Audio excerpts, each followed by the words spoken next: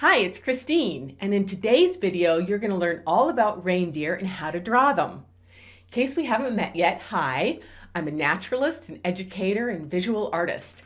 And on this channel, I teach you all about the world's flora and fauna and how to draw them. So my goal is that through the process of sketching what you observe, you'll gain a greater understanding and appreciation for the natural world. So like I said, in today's video, I'm sharing some fascinating facts about reindeer and their wild relatives, the caribou.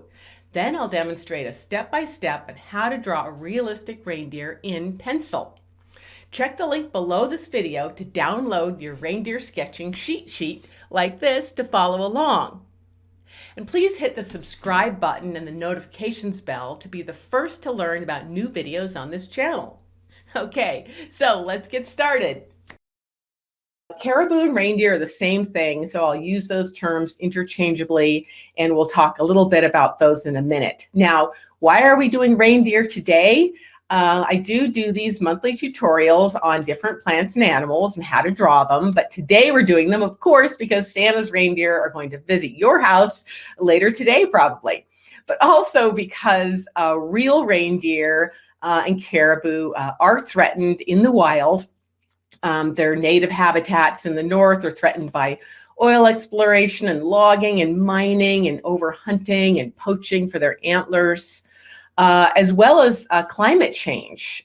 So warmer temperatures allow more parasites and diseases to get into the herds, and more rain instead of snow freezes on the ground and covers their food. So just want you to remember that Santa's reindeer aren't just, a cartoon in our imagination. They're real living species, a living species in the Nordic area. And the third reason I'm talking about reindeer and caribou today is just because I've had lots of experience with the members of this family. For one, I've been chased by a moose once in Idaho when I was doing a field job there. I've eaten caribou jerky in Alaska, and I've seen many members of the Cervidae family in the wild, including bugling elk that we have here in Oregon in the Pacific Northwest. And when I was in Borneo, I saw a little thing called a mouse deer, which is a little tiny deer. It's actually in a different family, but it's an Artiodactyl. Mouse deers in Borneo, and they have little tiny fangs. Isn't that crazy? So anyway, that's the three reasons we're doing these guys today, talking about reindeer today. But every month I do a different tutorial, usually related to something that's happening that month. Okay, and so, of course, again, reindeer aren't just Santa's reindeer. Reindeer have been important for thousands of years to indigenous peoples. I think they were domesticated over 3,000 years ago, archaeological evidence suggests, in the area between Mongolia and Russia. And so they've always been a part of the Arctic cultures. It is important to the native people, like llamas are to the Incas. And they've been used for, of course, pack animals, for riding, for their meat, and for cheese. And their hides have been tanned and used for clothing and for bedding and for, the walls of their shelters. So really important part of the ecology of these Nordic areas. Now in North America here, the native peoples like the Inuits never actually tamed them like they did in Mongolia. Like this picture is a little boy in Mongolia. And they never tamed them, but they did use them for food and clothes and tools, and the dung was used to fuel their stoves. Anyway, reindeer is the name that we've always used for the domesticated ones in Europe, and caribou is the word we use here in North America more, but it is the same species. And so,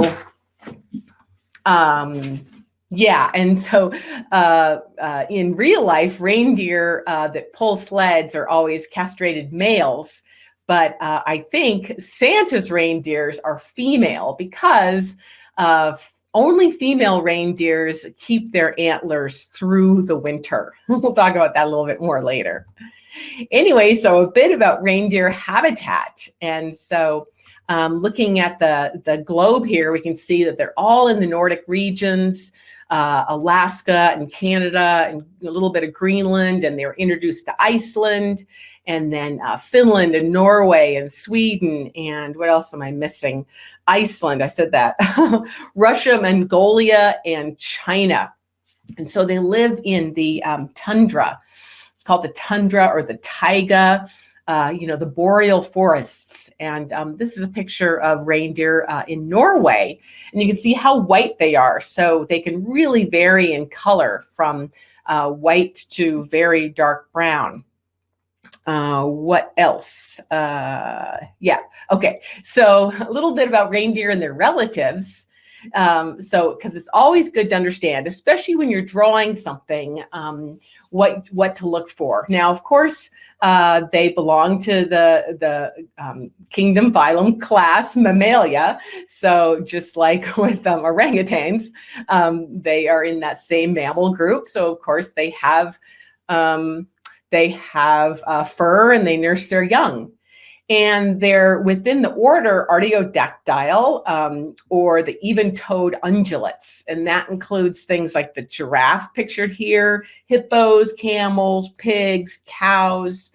And the Artiodactyls are the most diverse and most successful of the large mammal orders.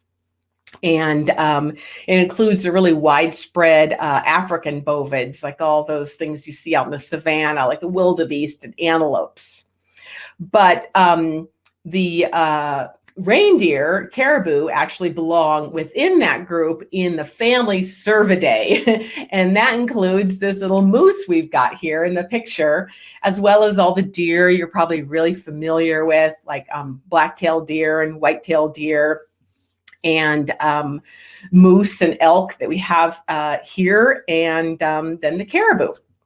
And the cervids are known primarily because their horns are regrown each year. So that's why they call them antlers. So they lose them in the fall or later in the winter with the females.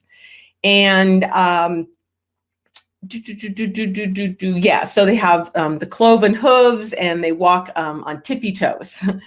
And we'll talk a little bit more about that later. Okay, so anyway, so we really want to talk about the anatomy a bit. And it's super important when you're learning to draw something, and especially if you're going to draw it from live animals in the field, that you really want to kind of understand what you're drawing. Just like if a Martian was going to land on, Earth, he or she would have to know that humans have two eyes and just one nose, not two noses and one eye like they might have. And so it's good to know a little bit of anatomy before you start drawing. As an artist, it's good to know more than you show, as we say. And so this is a picture of the caribou, and it's a bull. So caribou differ a bit from reindeer in being larger and lankier and bigger antlers. But again, they are the same species. And so let me go to the next page here. So we're going to get to the sketching really soon, but it's so important to understand all of this stuff. And so we're going to go inside the skeleton first, and we can see that they're the ungulate that's walking on their tiptoes. And I don't know if you can see my pointer here. I'm not sure if you can. Can you see my pointer moving? Tell me, somebody, if you can. So they're walking on their tiptoes. So Douglas says, no, you can't see my pointer. Okay, so maybe you can't see my pointer. But if you go from the toes up, on the front leg, you see what you think would be a knee, but that's actually their wrist. And then going higher up towards their rib cage, that's actually their elbow, and the shoulder is inside the body. And then, so that's the shoulder area. And in the hip area, you see that the other part that's hidden in the body is actually the knee. You can't see the knee very well when they're just walking. And what people sometimes call a backwards knee is actually the back of the heel down below their tail, if you can see that. and that has a big extension of the bone where a really strong tendon and muscles go. So that whole last joint down is actually their hand and their foot. And so they're walking on their very tiptoes, and they have 2 toes, and then they have 2 dew claws. We'll talk about that a bit later.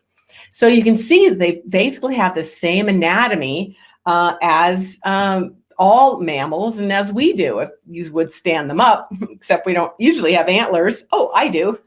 Okay, great. So next, okay, so we're going to look at the head. And of course, the most obvious part are those antlers. And I talked about how only reindeer within the cervid family have females that have antlers. All the other cervids don't have any kind of antlers. And so this is a picture of where they're actually losing that vascularized velvet, as they call it. And it looks a little gruesome, but they're losing that. And they're going to be nice and sharp to protect themselves after they lose that. And you might have even seen in the forest, or even in my neighborhood, I can see on tree trunks where the deer have, used their antlers to rub off that vascularized velvet and get them all sharp and ready to protect themselves and to spar with each other. And so here's 2 males rutting. And females keep their antlers later through the winter, it's said, because they need to protect areas of food resources because they're fattening up to have their babies. So reindeer have really fast antler growth. It can grow up to 1 inch a day. Can you believe that? And they also used those to dig in the snow along with their feet so they can get to their food. I'll talk more about their food in a second. And antlers start growing at about the age of 2, and they lose them each year, and they get the biggest by about age 6. And you can, let's see, okay. And then, so here's the rest of the face, and you can see they have kind of tiny ears relatively, big eyes. And I read in a research paper that they can see into the UV spectrum because of the long winter nights. And the eyes of reindeer have adjusted to different seasons. So the color of the layer that reflects light, called the tapetum lucidum, and the sensitivity for light changes along the seasons. So in summer, the color of the layer is golden, and in the winter, it's deep blue. And that change helps the reindeer to see in the dark. Isn't that crazy? And here in this picture, you can see their nose, and it's kind of unique. Hi, Cheryl from Alabama. Did you just now type that? Because I would love to know if there's a delay in the chat. So tell me if you just now typed that. Thank you, Cheryl. Okay, great. So you can see the reindeer's nose, and it's totally covered by fur, and that's kind of unique. That keeps them warm, especially when they're digging in the snow for food.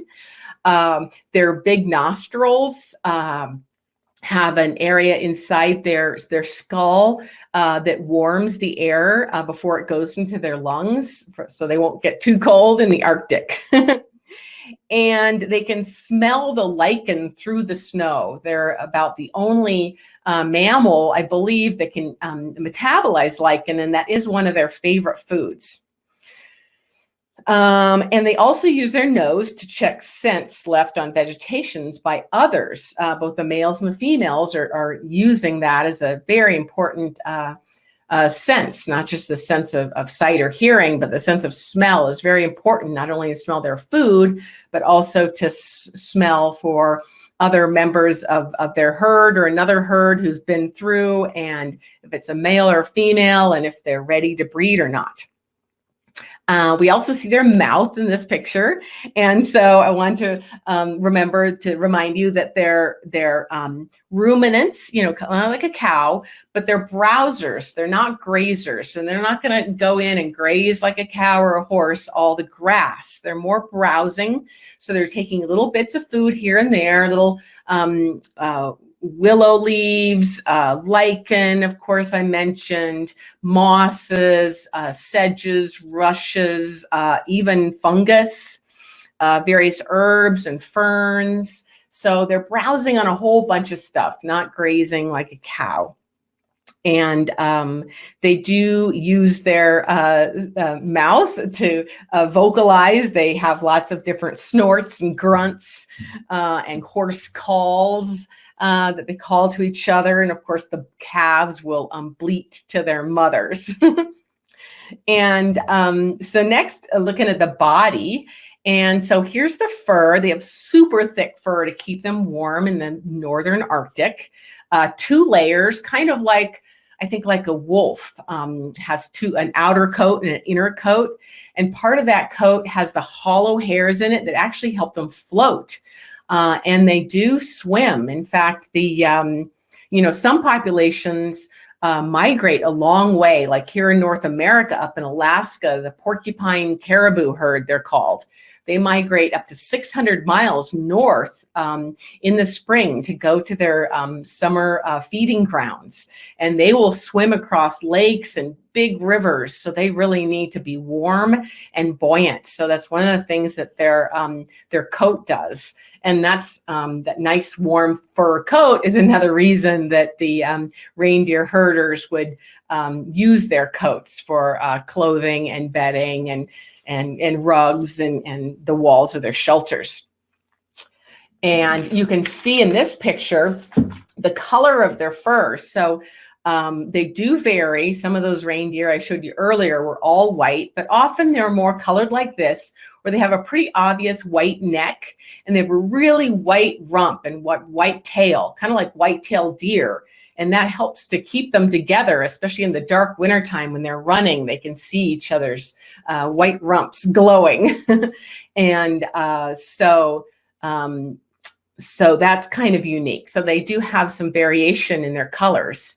And one really obvious thing you can see in this photo is right below that white rump, there's a white spot on the leg, kind of in that ankle area.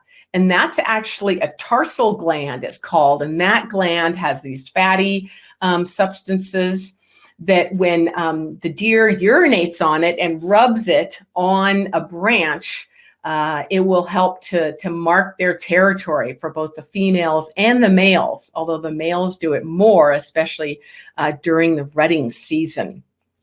Okay, and let's see, okay. Oh, and their legs and feet. Okay, so I know one of the most intimidating things about drawing animals, especially mammals and birds, is drawing their feet and legs and understanding how they bend. And that's one reason it's really great, to look at pictures. See, I have this picture. Look at pictures of their skeletons so that you understand how things bend. And so here's a bunch of pictures of reindeer and caribou in different angles. Now, kind of unique thing about these guys, I don't know if you've ever seen reindeer, maybe like at a petting zoo or something, and you listen to them, but they actually kind of make an audible clicking sound when they walk. And I'm not talking about the sound of like their hooves on the ground, but it's these tendons in their legs that audibly click, and they might they think help to keep the herd close in low visibility, because it can be very quiet, especially in the winter when you're walking on this freshly fallen snow. So that clicking sound, along with that big white belly, might be helping them to keep together and keep safe, because they do have a lot of predators. They have things like brown bears and black bears and wolves and even wolverines. And for the young or the old or the sick, even bald and golden eagles will go after them. So they've got a lot of predators. So they need to stay close, and they need to use those antlers too to protect themselves. Hi, Cindy from Florida. Great. And Gay from Idaho. Thanks all for joining me. Sue from California. Wonderful. Okay, and we're just about ready to move on. In this picture, you can also see how widely those two nails can splay, especially in that lower guy on the, is that the lower right for you or the lower left? Anyway, so being Artiodactyls, they have this cloven hoof, and the reindeer are the only ones that have a really big dew claw in the back as well. So they have two hooves. I mean, I'm sorry, they have like two hoof parts and then two dew claws. So there's 4 digits on each leg, and that really helps them when they're climbing up rocky slopes or snowy, slippery areas, to really give them a lot more traction.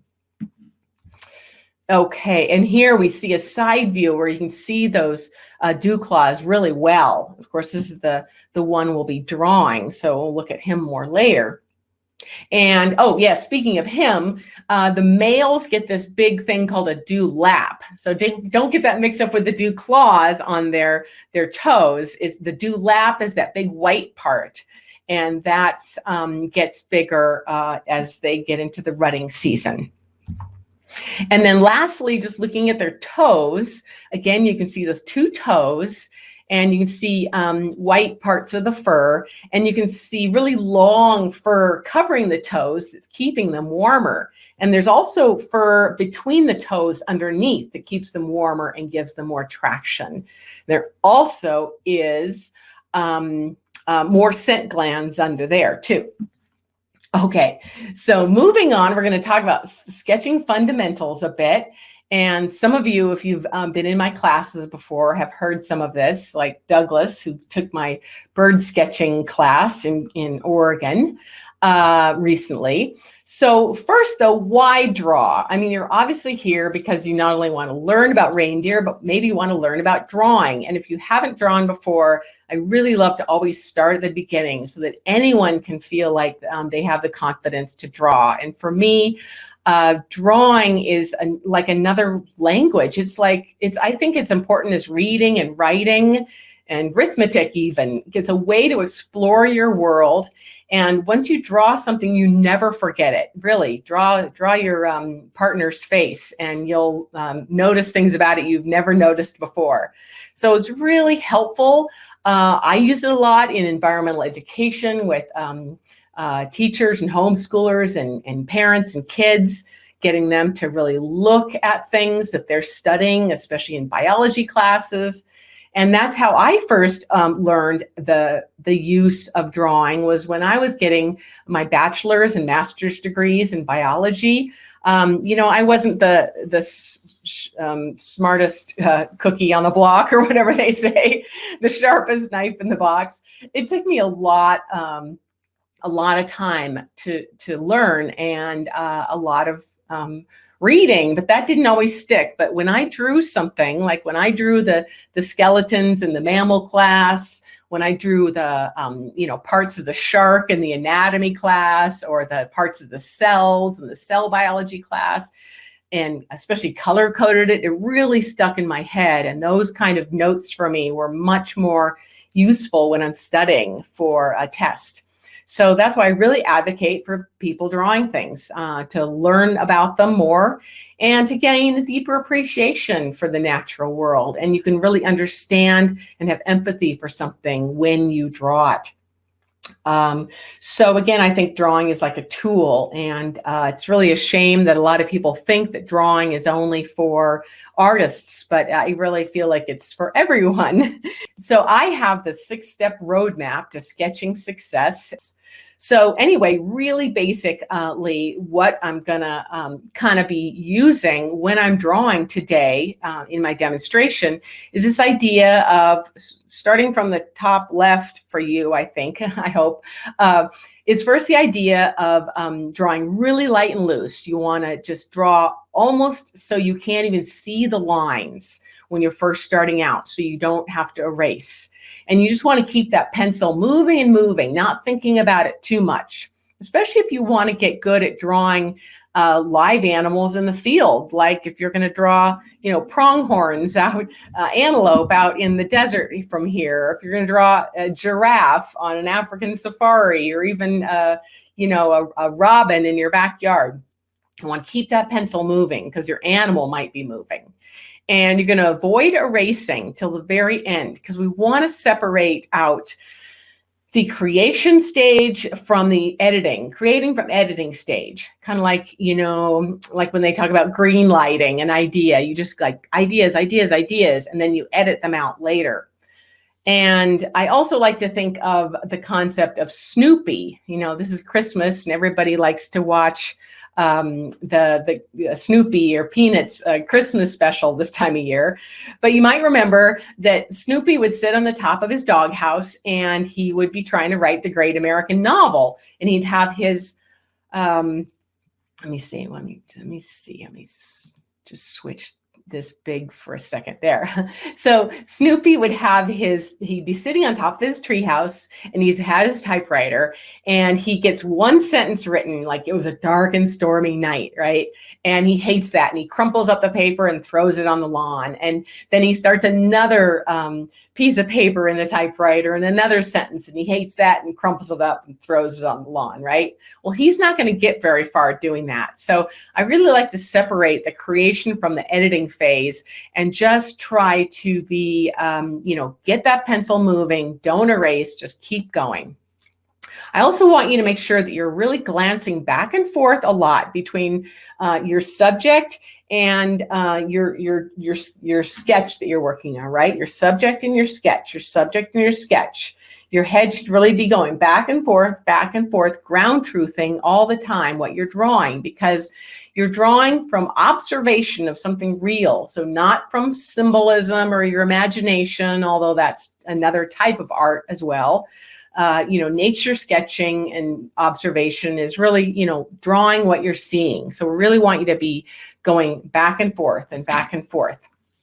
Okay, so let me focus this one again. Okay, great. So then, so there's these 6 steps that I like to go on. First, we're going to be going from the top left there, blocking in. So that means starting always from the center of your organism, whether it's the bird's core of their body, that egg shape, or whether it's more of the rectangle of your reindeer. So starting at the very beginning in the center, blocking in those circles and triangles and shapes.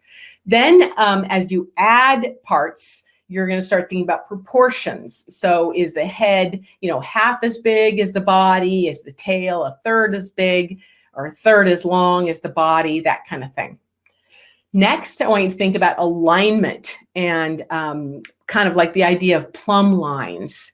My dad was a carpenter and an architect, and I always watched him building things. In fact, I have his drafting table still, that he drew up all the plans to all the houses we lived in. So he would do alignments with a plumb line, right? And you can do the same thing with your pencil, is you can align the structures and see what's lined up vertically and horizontally, and also angles, what structures are in the same line as each other, that kind of thing.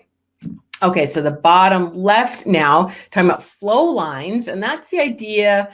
It's kind of a, right brain kind of woo-woo idea of mine, that when you think of the organism you're drawing and your pencil, the organism would be like a boulder in the middle of a river, and your lines would be like water flowing around it. So thinking about if that water's flowing really quietly and gently around your subject, or whether it's got a lot of turbulence because there's a lot of angles, that kind of thing.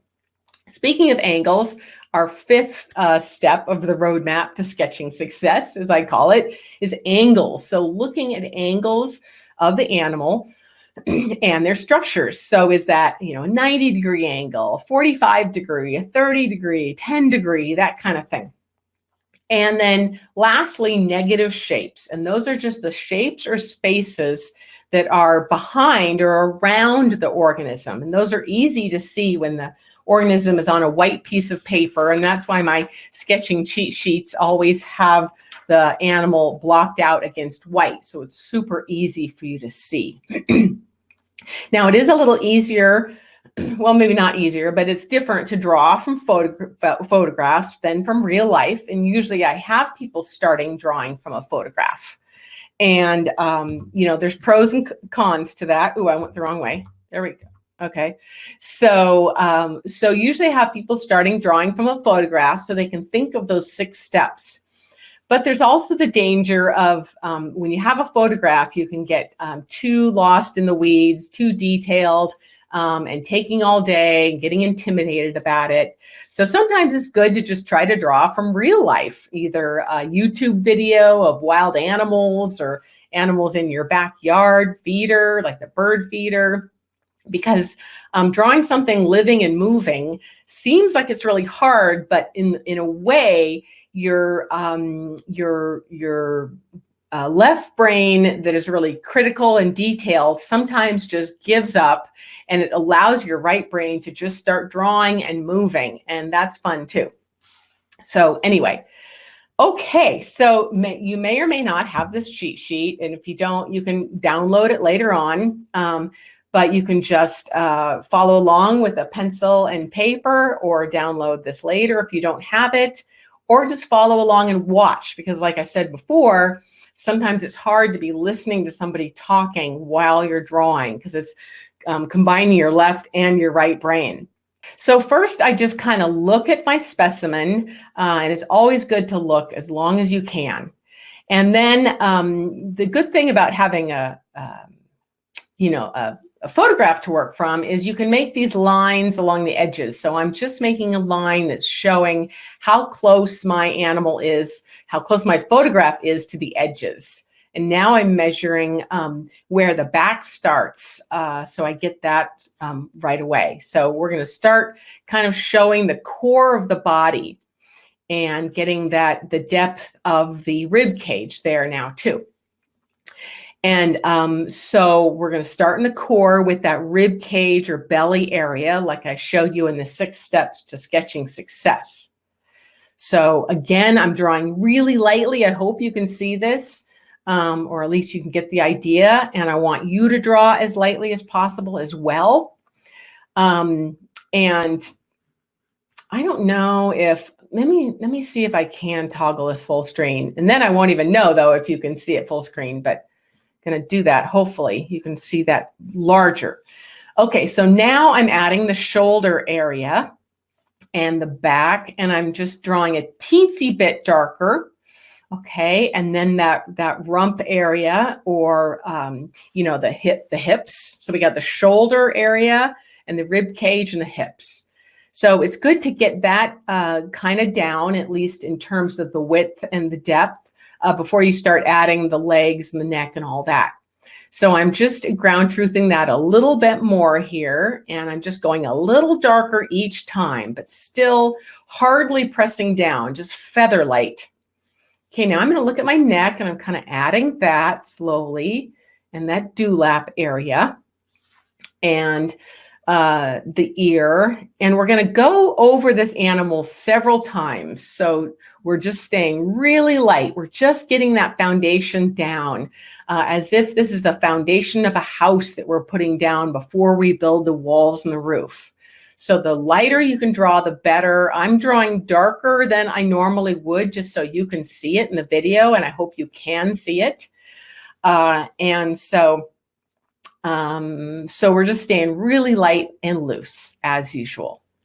So I got the ear and the head, and now I'm just penciling in really lightly where the antlers are going to go. Okay.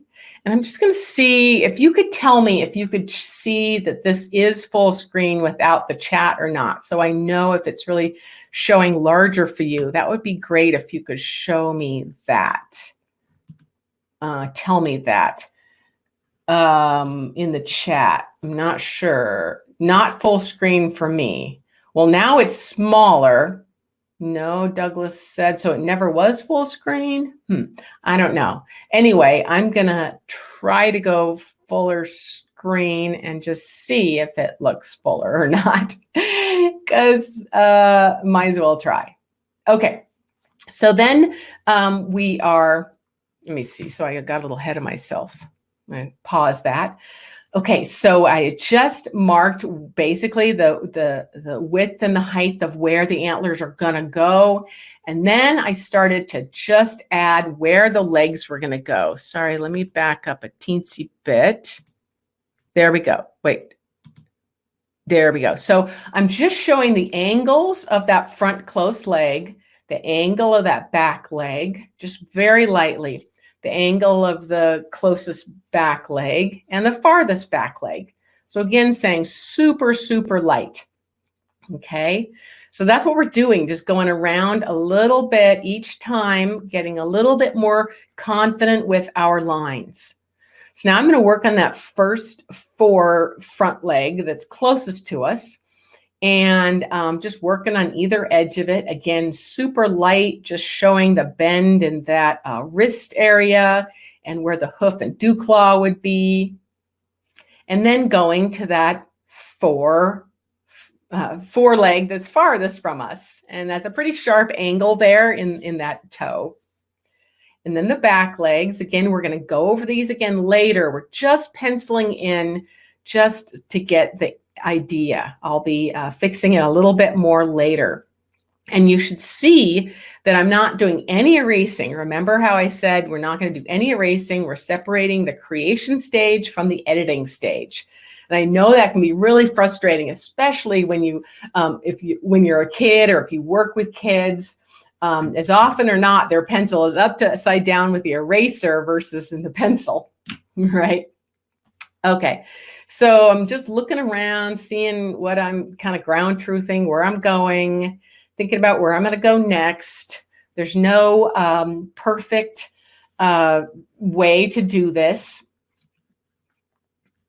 I'm just making the core of the body a little bit firmer here, and kind of working on that back leg. And you can see I'm going a little darker.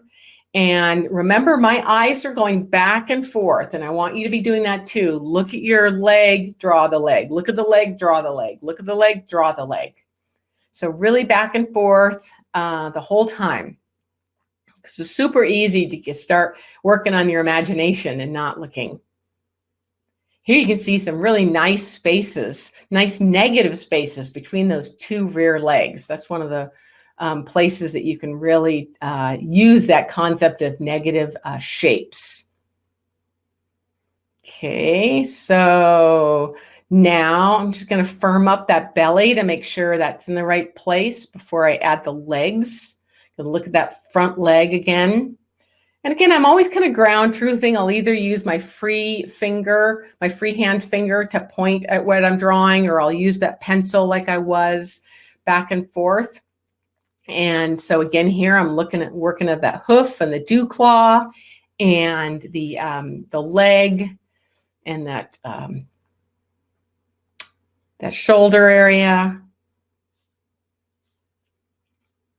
Looking at that back front leg, or the far front leg, as we call it. Really steep angle there with that leg there with the toes and the hoof.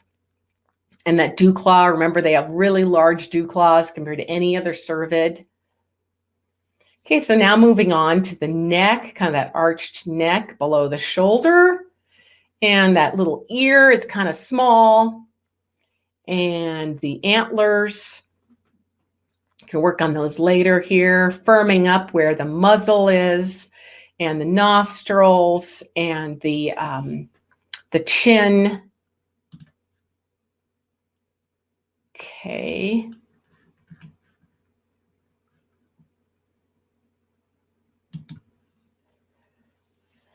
And that dewlap, not to be confused with the dew claws, that white dewlap area.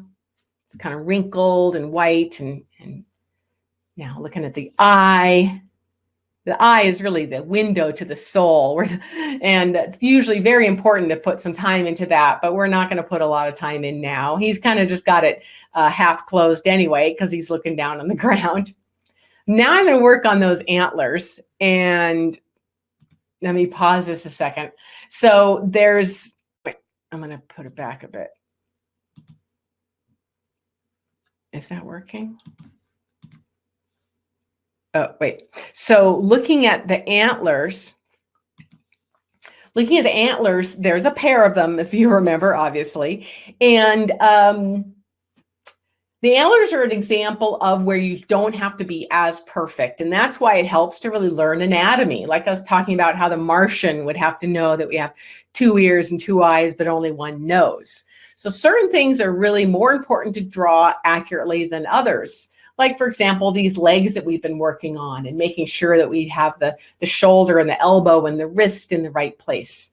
But for antlers, those are as individual as an animal is. They can differ between males and females, depending on what time of the season, how old the animal is, how healthy the animal is. And so that's a case where, you know, you don't have to spend a lot of time on those. They don't have to be perfect. They could have more or less prongs or tongs to them, whatever they're called, than others.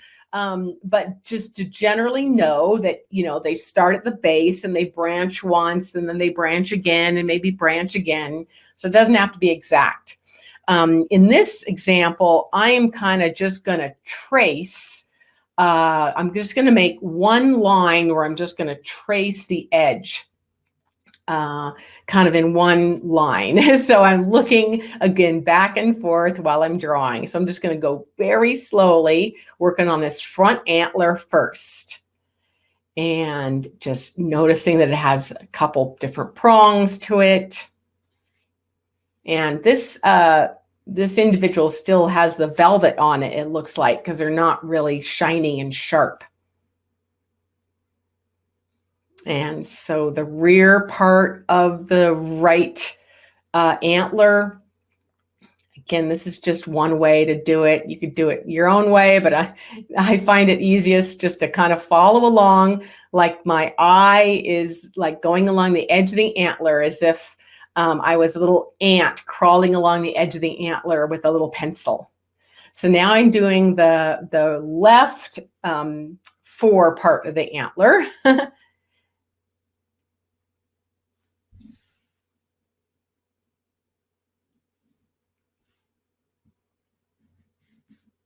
And the top part of the rear antler. So I just find that's kind of easiest way for me to sort of keep track.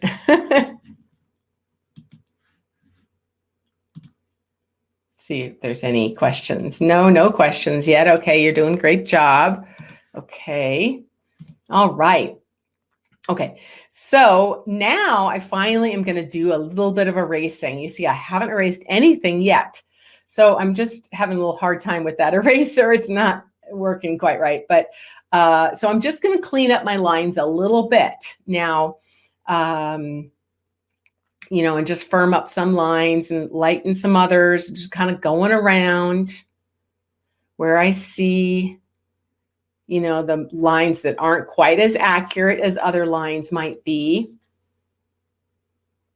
And just really looking, cleaning it up just a little bit.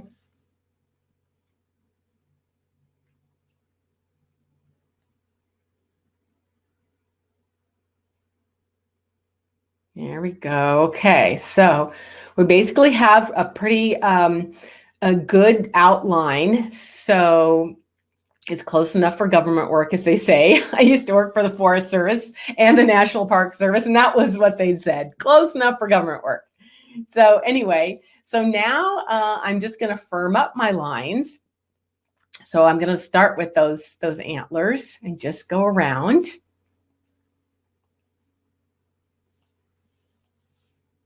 And around and around.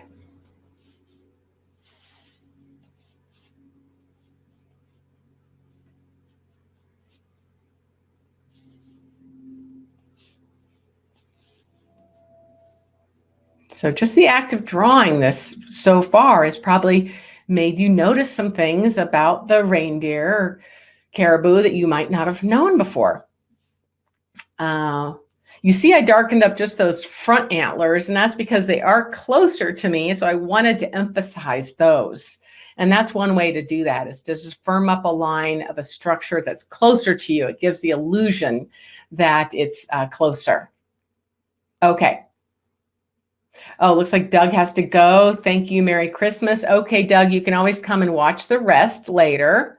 Okay, thanks for telling me. Okay, so we're going to continue on here.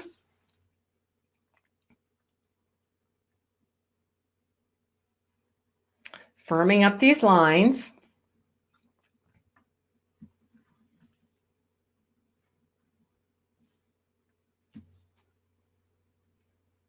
You know, and if I wanted to, you know, I'd change the lines a bit, I could, but in this case, I think I'm pretty close. He might be a little skinny in his belly, but oh well, again, it could be a skinnier individual than that one, so it doesn't really matter. Usually when you're drawing something, anybody who sees your drawing later is not comparing it to the photograph or to the live animal that you drew. So you don't have to worry as much if it's perfect, right? Perfect isn't done, as they say, too.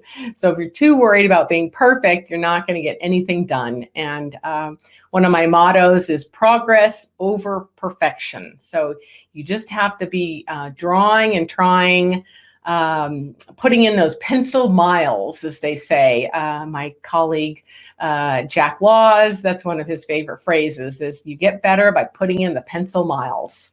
So you just keep drawing. So there we go. So I'm just getting that firmed up a bit.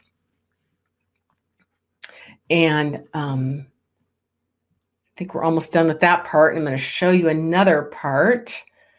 I'm just, you know, giving him a little bit more emphasis on his eyes, because again, the eye is the window to the soul. And so that's an important part. And oh yeah, if we're going to say this is Rudolph, we might be adding a little red nose to Rudolph.